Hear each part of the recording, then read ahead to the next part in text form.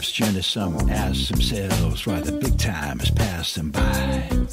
They want it all and they want it now. No need to wonder how or why. They decide to make a connection with the bearer of life from the other side. It's a self-centered new world reflection. It's a one-way ticket for one hell of a ride. They're making a deal. Whether down at the crossroads or Hollywood and Vine, they're making a deal. Gonna have it all for a moment in time.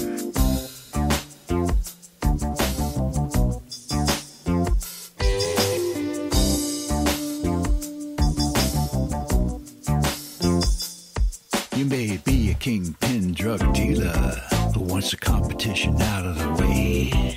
You may be an elite politician who wants total control and a power play. You may be an aspiring entertainer who wants to have their name in lights. You may be a four-star general who wants the upper hand in a global fight. They're all making a deal. With the chief light bearer from the other side, they're making a deal. It's an alternative thing for one hell of a ride.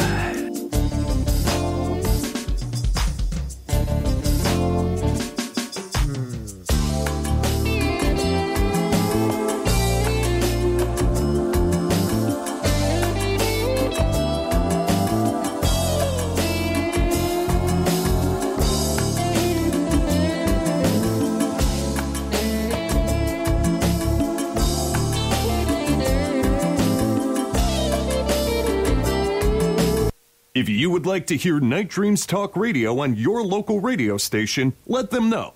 Tell them to check out www.nightdreamstalkradio.com, and thank you.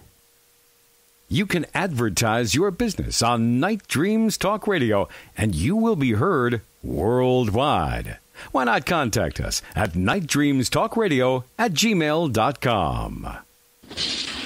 Coming to you from some far point station, like a cosmic tumbleweed, both north and south of the Pleiades.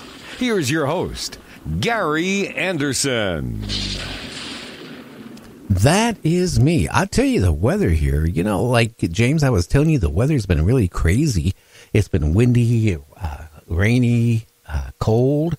Well, now for the next week, it's going to be, well, it's not going to be in the 70s like you. We're going to be in the 50s, but we're going to be dry and actually have a couple sunny days. Yeah, it was actually, it only got up to 65 today and sunny, but which is odd. But it's supposed to get a little cooler, and it's actually fall supposed to get here, I think, next week maybe. But, hey, it's weird. It's like the warmest October I've ever can remember. Oh, yeah. I tell you, Earth changes. That's all I can think of. Yeah, it's got to be something. I can remember Octobers here in the Midwest. It has snowed before, and the first week of this October, we had 4 straight days of 90+ degrees. So I don't ever remember that either. But we've only had today's the 4th day this month that was below 70. Wow! And you had to cut your grass too the other day, didn't you? Yeah, 2 days ago, I had to cut my grass. It was get a goat, growing. and you don't have to worry about that. Get some mini horses, get a goat. You don't even have to worry about owning grass. They just pull it all out by the roots. Yeah, and a matter of fact, I got 2 tomato plants out there. One of them is almost 10 foot tall and probably got 50 tomatoes on it still. It's still growing. Well, eat more tomatoes. Hey, by the way, Ryan, are you there? Hello? Yes, sir, I am. I wasn't sure. Anyway, how was your day going today, Ryan? I didn't want to. It's going pretty good. Pretty busy day. Okay. Well, why don't you tell everybody about you and, what got you into UFOs and sightings and, abductions and all that stuff. And make sure you don't have anything in the background to confuse you. Okay. Am I good to go right now? Can you hear me good? You sound like you're talking in a coffee can, doesn't he, James?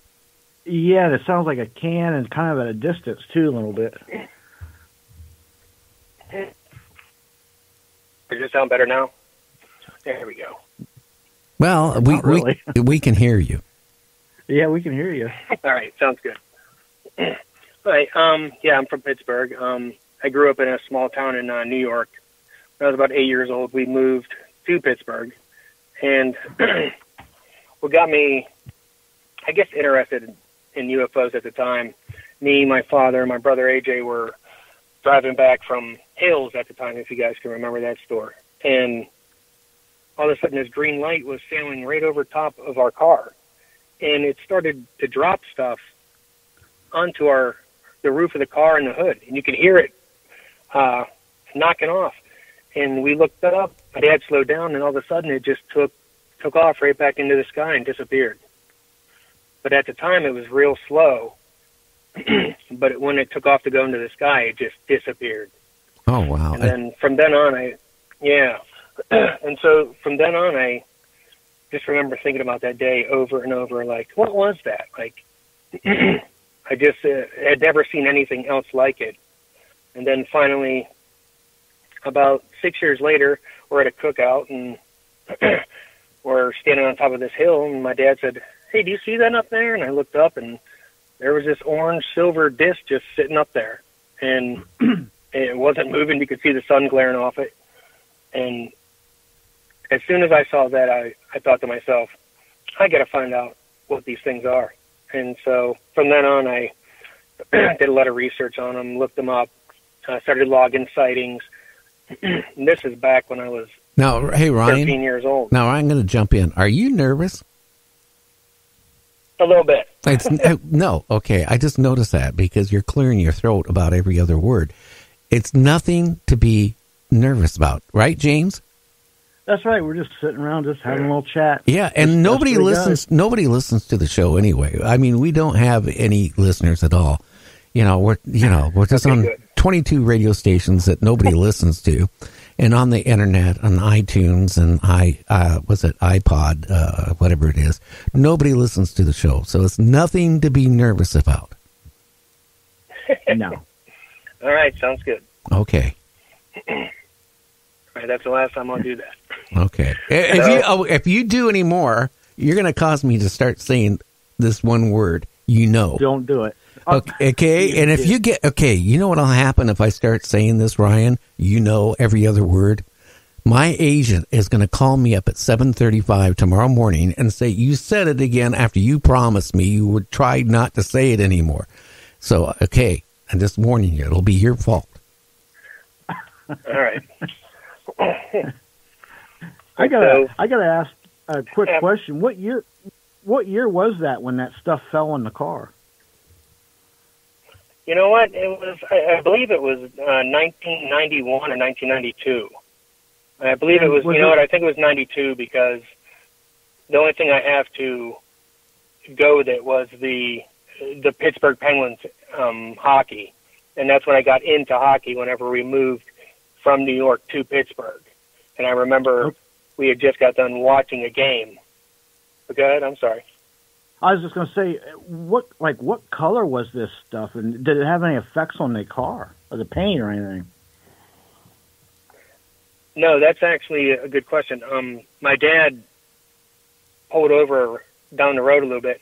Matter of fact, he pulled over at an Ames parking lot to see if there was any damage, and there wasn't any damage. There wasn't any debris left on the vehicles either. And other cars were seeing this also, but we were the only ones that actually pulled over.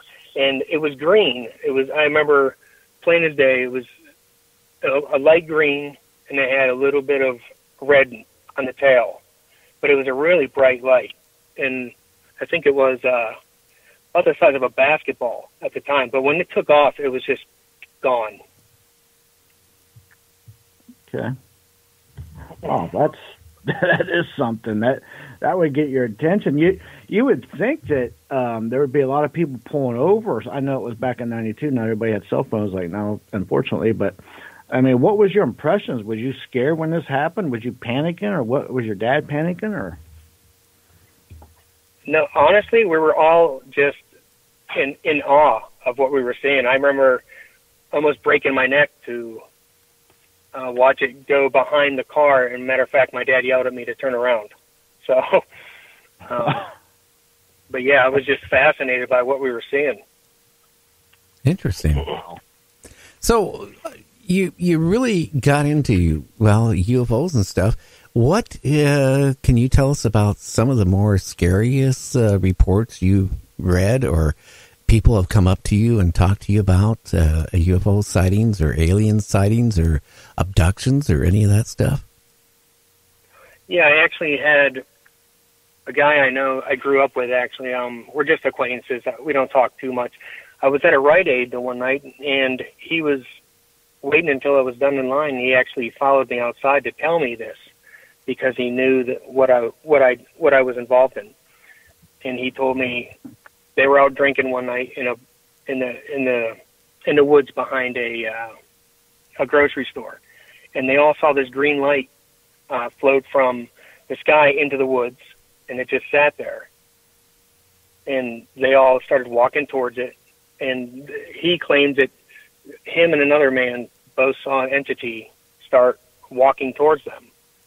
And this isn't too far from where I live now, actually. And when that's the only thing he can remember from that. Next thing he knows, he's waking up at home. So there's a bunch of missing time from it, and I've asked him over and over if he can remember anything else from it. And that happened in probably 2000 is when that happened.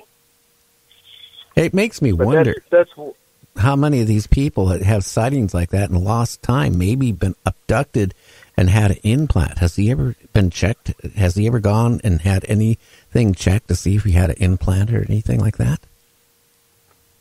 I actually asked him that. He's checked himself several times. He said he doesn't think he has anything. He doesn't have any scars from it or anything like that. So I guess that's the only good thing about it, to be honest. Well, some of these people, Ryan, that have implants don't even have any marks or scars or anything. That's the eerie part, that when they do these implants, they can do it in such a way that it leaves no trace. Exactly. So, well, yeah. How about... Yeah, a lot of the... Oh, go ahead.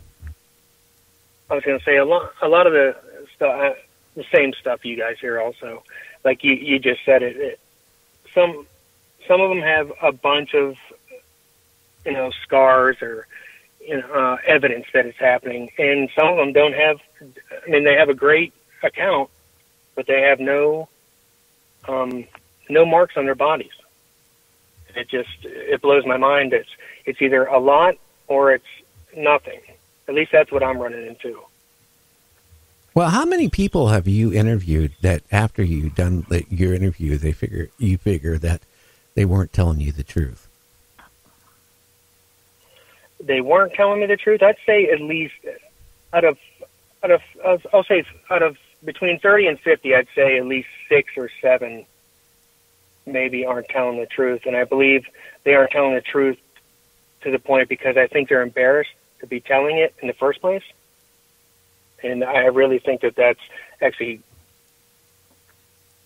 I guess, hindering them from actually telling me the whole story. Because a lot of them, they start backtracking, and then they tell me, you know what, I'll call you later, and we'll talk about this a little bit more. That's what I get, and then when I call them back, they don't answer their phone. But that's only happened to me about 5 to 6, 7 times. So that's why I gave you that number. How many people have you talked to remember their abduction, being taken on board? Did they remember anything that was done to them and being returned or anything like that? Anything like that you can share with us? I'd say a lot of them don't have much memory of what happened aboard the craft. I apologize. Let me hear. I'm looking at my book here. I'm sorry. Here, I got 9 of them here have, because I have it in categories. 9 of them have accounts of actually knowing what happened the whole time that they were on the ship, and that's what they believe. And I asked them about missing time, and a lot of them don't really know if they have missing time, and that's the real frustrating part about it, because then I have a big gap in that sighting or that